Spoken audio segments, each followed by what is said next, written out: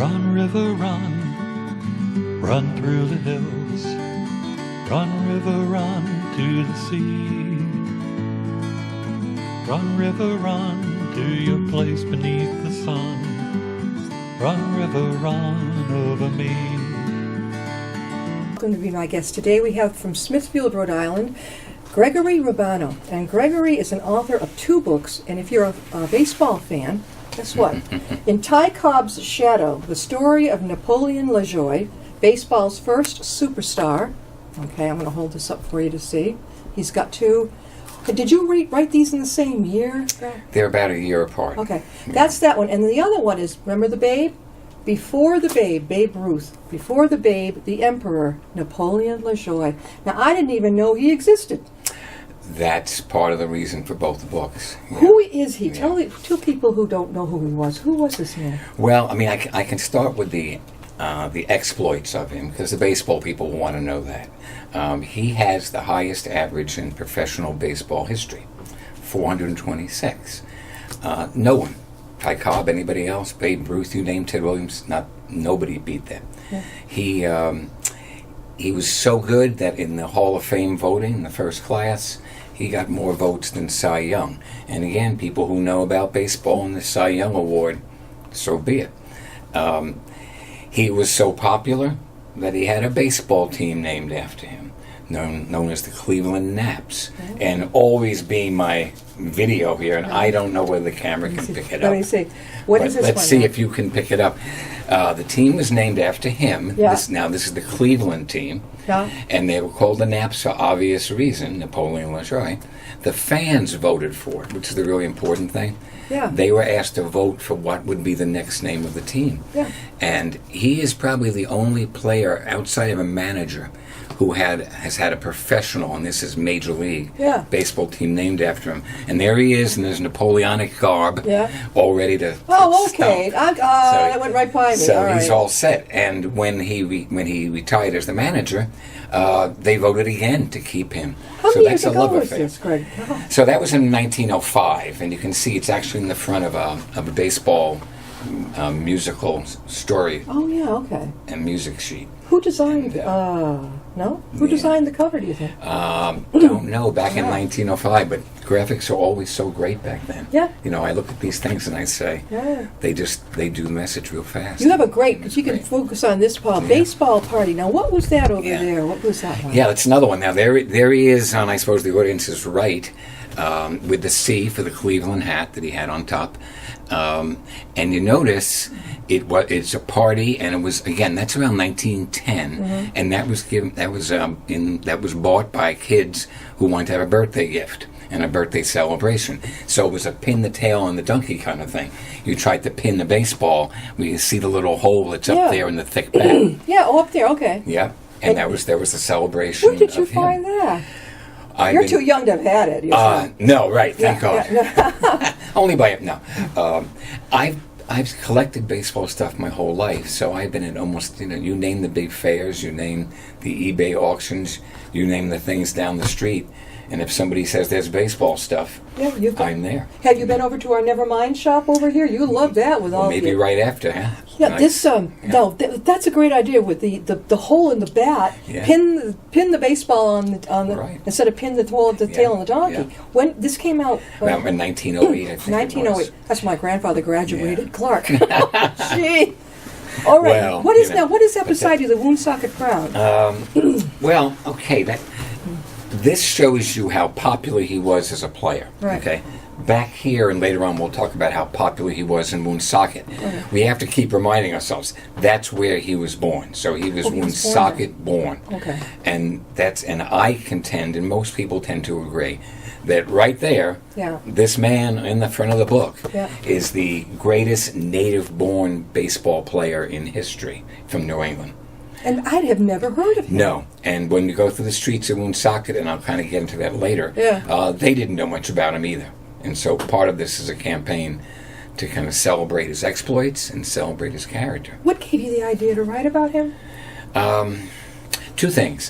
One, because I spend most of my time reading baseball magazines, I had come across an article that was talking about how he was not well known at all. And the person said, surely there's got to be a documentary on him. Surely there must be a book on him, even magazine articles.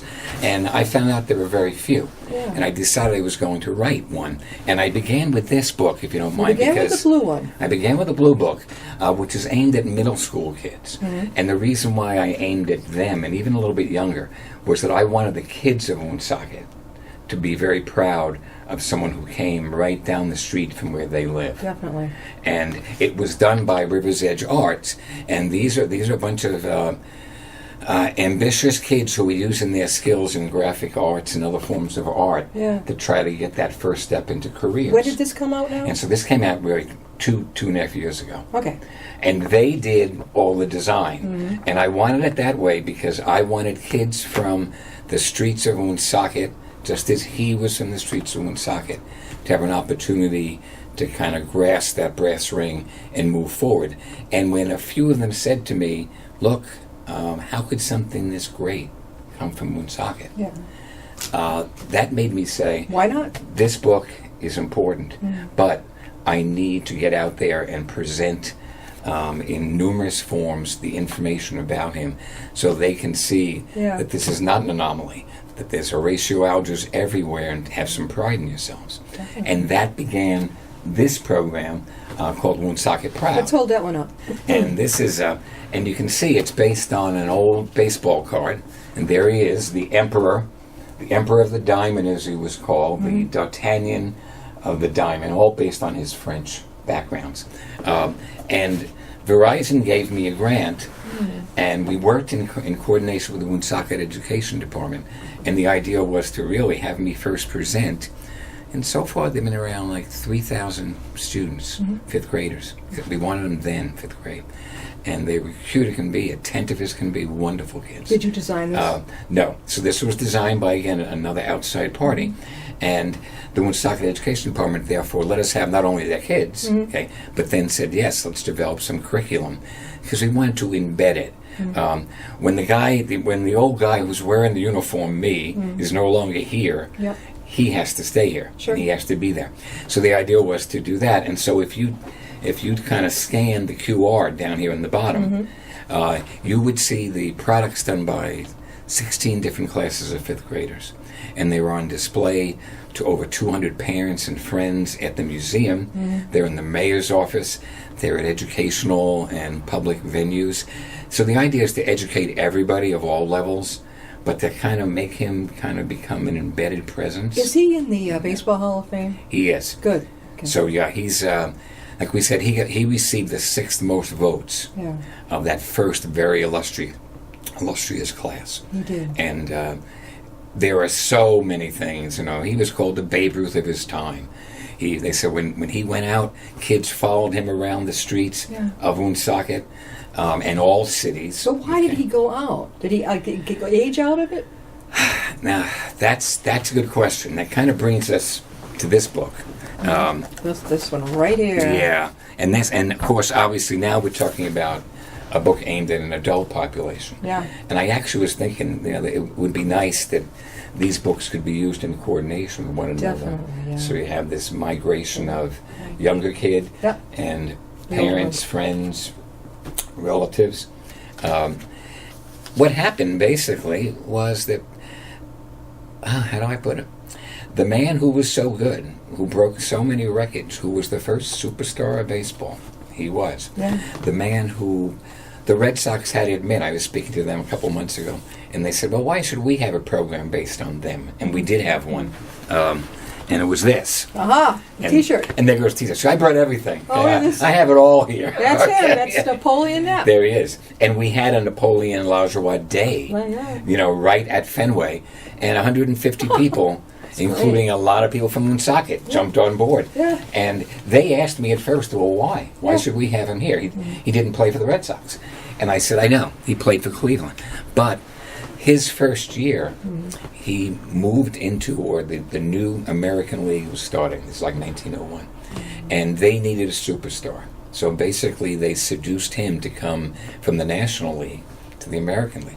And in that 1 year, he produced that highest average in the history of Major League Baseball, had the most hits, doubles, home runs, highest average in terms of slugging percentage, led the league in fielding. Yeah. So he so overwhelmed everyone that he immediately became the icon of the new American League.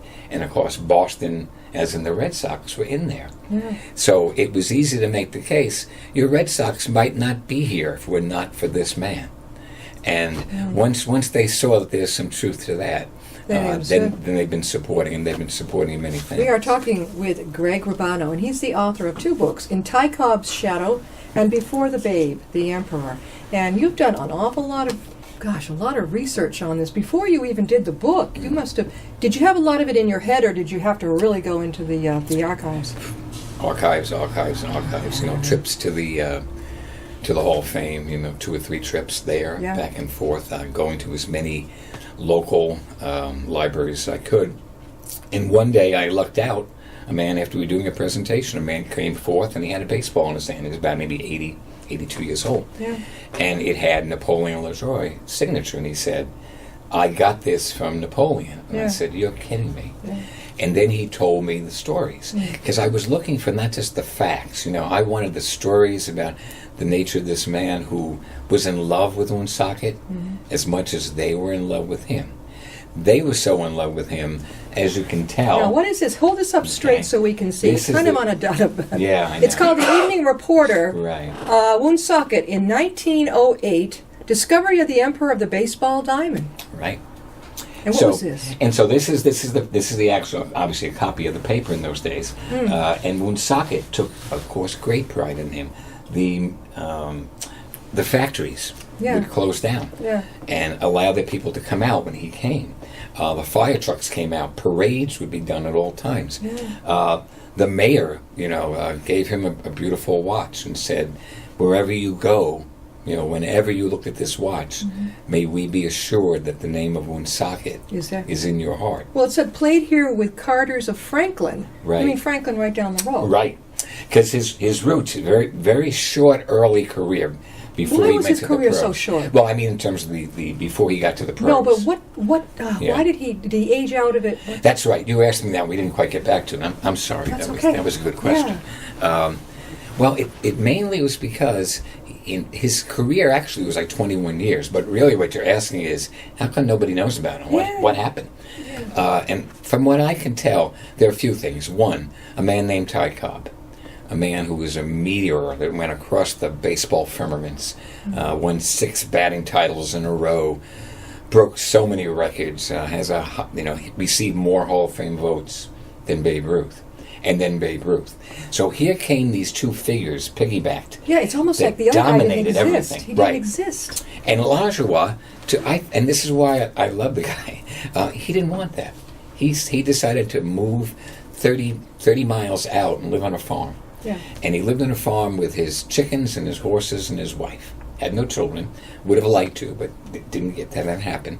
Didn't want to be visited that much. He would always say, no, don't make the train stop. Yeah. I don't want everybody to say, there's where Napoleon LaJoie lives. And it got so bad that he jokingly said, if we keep this up, the chickens in the yard and the horses, they're having their photographs taken so much, they're going to want to have agents.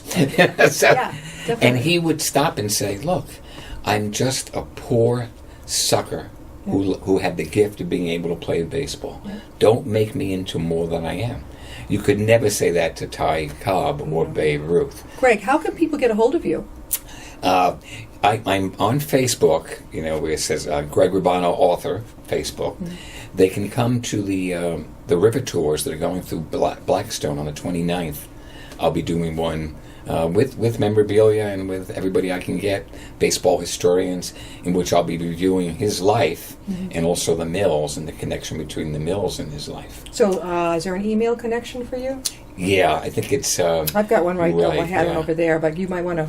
Okay, so it's GRU, Greg Rubano, GRUJAKE, Grujake at Verizon.net. Okay. Now, if they want to purchase your books, are you on Amazon? Yeah, I am. I think everybody is nowadays. Oh. It seems so. That's not too hard. They're on sale in the museums. They're on sale in the Pawtucket Tourist Center. Numerous venues, and I'll be at the Big E coming up. They've asked me to be outside of the Rhode Island Pavilion, and I'm going to dress up again as Napoleon and such. And How many places have you been out this way with presentations and book sightings? no, this is still kind of virgin area for me, Yeah. because the idea was to first concentrate upon Rhode Island, but Yeah. then as it became more and more apparent that this is a New England story, not just a Woonsocket story. Yeah. So yes, we can have Nap. This is Look at this this. is a hat from the Little Leaguers, okay, from Woonsocket. You look good at it, better than I do, because my head's too big. You ready for this? Yeah. You put this on my head, You're fine. and it's like, ugh. Really? You It know, looks like fine. it does. Okay. Yeah, you look good. Keep it. Wear it. Camera, which is the side where Nap is. I'm not even sure whether this It one. was or right that. here. Right there. You're Okay, fine. there. Yeah. So the kids from the Little League, they not only a few of them went to Fenway, but a few went to the Paw Sox. Yeah. And we had Napoleon Night there, and they all dressed up and they have their hat. So now when you go to Woonsocket, okay, these kids know. Where do they get the Okay, hat? the Little League provided it for them. Free? Yep. The field was the field was rededicated, Yeah. and it was now called Napoleon Lajoie Field. Yeah. Before that, it was a World War II memorial field. Yeah. So his presence is really starting to build. They're actually in the process. I'm talking to the oldest brewers in Woonsocket to create a beer that'll be named Nap, Right. and we'll find out. But it'll have some of the great graphics. Because again, let everybody know who this man was and where he came from. Have you been to? I'm thinking, oh God, all the wonderful. Have you been to Woonsocket Library, Providence Library, Yeah. Smithfield? I bet. Right. Yeah. How you've been? So you're covering? Are you covering all of Rhode Island now? Right. I would say it's more within like a 20-mile radius of my Okay. house. All right. And I have to. We're going to see if we can get a Napoleon Lajoie baseball tournament going and invite kids from across the state to Yes. come. Yeah. And then we can tell them the story. We can educate even their own coaches. Because you're exactly right, Jen. They even the ones who know a lot about baseball don't know about it. Well, look at Woonsocket. It's right over the line from our Uxbridge, Millville, Blackstone. These kids need to know too. All the the boys and girls who are interested in baseball probably have no. I have no clue about this fellow till I got your book. No. There's a great story too, because there are a lot of stories about when he did play in these. Well, we wouldn't even call them minor. These are town and industrial leagues. And there's one story where he's coming up, and you were allowed to have a ringer on each team. Yeah. So very often they would hire him because he was the best player. And so for $2 a game, he could come in, do his thing. $2 a game. $2 a game. Good. And in one case, he came to Uxbridge, and he was came in, but he came in his funereal outfit because Funeral outfit? Yeah, because he helped in some funeral homes to transport bodies back and forth. In some cases, lumber, depending upon the cab job. So that he had another job. Yep. He worked with funeral homes to help them transport people, let's say, if they died in and, the hospital. right, and lumber yard. So he was very much involved in he needed a job. He didn't have the money. Yeah. It wasn't until he was discovered in 1896. That he could really turn to getting some money from sports. So he came in, Yeah. and he had you would think the funeral director had come in because he had the top, Yeah. the hat. He took all that off, and underneath was his uniform. Oh my! And then he went on and got some great hits. Yeah. He's in Horatio Alger's story, which I think we all can identify for a few reasons. The family migrated from Montreal, not with him at this point. He was only in their imagination. They stopped in Vermont, and they eventually settled in Woonsocket. Now, the mills were offering more money, almost like 2 or 3 times what the mills in Montreal were offering then. So it made sense. But very soon, maybe 3 years into it, his father died. So his father was 51. Napoleon was what? 10. Yeah. And the part, because again you say, why do these stories and why write these stories? Why him? What happened to him, Napoleon, was that now there are 8 kids in the family. The mother says, as had to happen in many cases, you have to all have jobs. We all have to get out there. Sure. So he worked in the mills. He worked in this, like we said, as a cab driver with lumber and even carting bodies. But the key was that they were so poor that they used eggs, cracked eggs, and rubbed them in, and that was the shampoo for the mom. They didn't have any money. Now, in 1 year, he lived, because there was so little money. He lived in 2 years. He lived in 9 different locations.